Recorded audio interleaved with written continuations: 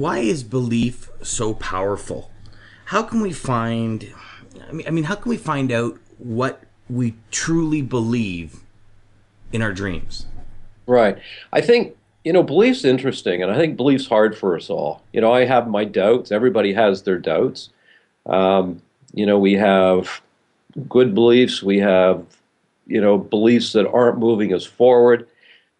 However, I think that the key to it all is this, is to recognize when we're thinking or believing the wrong things. I call it thoughting.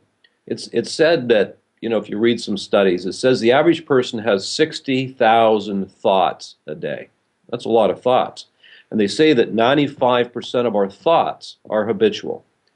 So generally speaking, people think the same way day in and day out on a regular basis.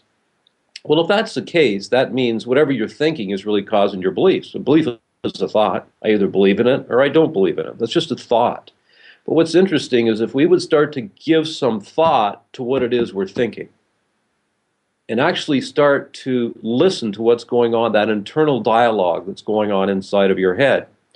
And I know with me, like, I wouldn't consider myself a naturally really positive person. I wouldn't consider myself naturally a really confident person where I have really strong beliefs. I wouldn't consider myself to have really high self-esteem, and actually some high achieving people do have low self-esteem because that's what drives them, right? Is to, to keep trying to prove themselves, good or bad. That's just the way it is. But I think possibly what maybe has helped me through some of the tough times and what has helped me get to where I am today is that I've always tried to put really good information in, because I believe it's the input that causes the output. And it's sort of like a glass. If you take a glass, I've got a water bottle sitting here. You take this water bottle, and let's say that what I did was I filled this water bottle up with water. And then what I did was, I put a whole bunch of sand in it, and I mixed it all up. And that could be like what's going on in our head, right? Maybe we're not having strong beliefs. Maybe we're having negative beliefs.